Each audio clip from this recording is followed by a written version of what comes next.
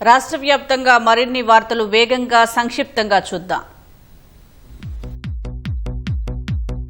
పెద్దపల్లి జిల్లా Godavari ఖనిలో police housing board ఆధ్వర్యంలో నిర్మించిన నివాస గృహాలను డీజీపీ శివధర్ రెడ్డి ఇవాళ ప్రారంభించనున్నారు.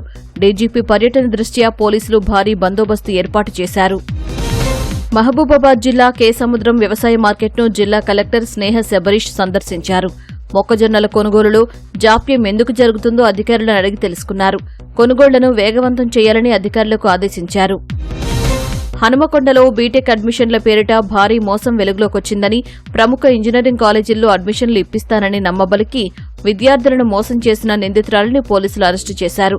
నిందితురాలు 12 మంది విద్యార్థుల తల్లిదండ్రుల నుంచి తీసుకున్న 14 లక్షలకు పైగా వసూలు చేసింది.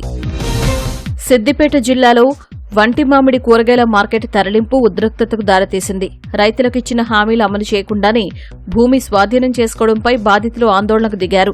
ఈ క్రమంలో బీజేపీ నాయకుడు ఆత్మహత్యాయత్నానికి దిగడం ఉద్రిక్తతను మరింత పెంచింది. నిజామాబాద్ జిల్లా బోధన్లో పట్టపగలే దొంగల హల్చల్ చేశారు. మున్సిపాలిటీ నుంచి జనాభా లెక్కల కోసం వచ్చామంటూ ఇంట్లో చొరబడి ఒంటరి మహిళ మెడలో ఉన్న బంగారు చైను, ఇంట్లో ఉన్న ఆభరణాలతో ఉడాయించారు. మేడ్చల్లోని ఔటర్ రింగ్ రోడ్డుపై ఎస్ఓటీ పోలీసులు ప్రత్యేక నిఘా ఏర్పాటు చేశారు. అనుమానాస్పదంగా వెళుతున్న ఒక కారును ఆపి తనిఖీ చేయగా 60 కిలోల గంజాయి బయటపడింది. ఇద్దరిని అదుపులోకి తీసుకుని వాహనంతో పాటు గంజాయిని మేడ్చల్ పోలీసులకు అప్పగించారు. సికింద్రాబాద్ కంటోన్మెంట్ 5వ వార్డులో ఏర్పాటు చేసిన అంబేద్కర్ విగ్రహాన్ని తొలగించడాన్ని జాతీయ షెడ్యూల్డ్ కులాల కమిషన్ తీవ్రంగా పరిగణించింది. ఈ మేరకు cantonment board CEO Malkajgiri police కమిషనర్లకు నోటీసులను జారీ చేసింది. వికారాబాద్ జిల్లా కుల్కచర్ల ప్రభుత్వ ఆసుపత్రిలో 3 యువకులు మద్యం మత్తులో హంగామా సృష్టించారు. గాయాలతో హాస్పిటల్కి వచ్చి 108లో మహబూబ్నగర్ తీసుకెళ్లాలని కోరగా రెఫరెన్స్ లెటర్ తీసుకురావాలని చెప్పడంతో హాస్పిటల్లోని కిటికీ అద్దం, కుర్చీ విరగ్గొట్టారు. అంబులెన్స్ డ్రైవర్, స్టాఫ్ను కొట్టి అంబులెన్స్ అద్దాలు పగలగొట్టారు. రంగారెడ్డి జిల్లా రాజేంద్రనగర్ పరిధి హైదర్గూడలో అక్రమంగా తరలిస్తున్న 14 క్వింటాల రేషన్ బియ్యం ఆటోను పోలీసులు సీజ్ చేశారు. ఇళ్ల నుంచి రేషన్ బియ్యాన్ని కొనుగోలు చేస్తున్న మజీద్ను అరెస్టు చేయగా పరారైన మరో నిందితుడు సాజిద్ కోసం పోలీసులు గాలిస్తున్నారు.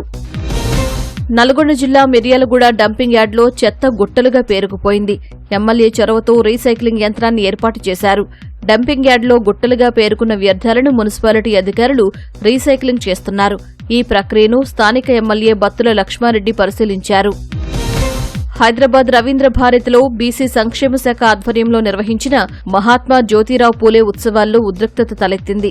షీల్డ్లు రాలేదని ఇరు వర్గాలు ఘర్షణకు దిగారు. ఒకరిపై ఒకరు పిడుగుద్దులతో విరుచుకుపడ్డారు.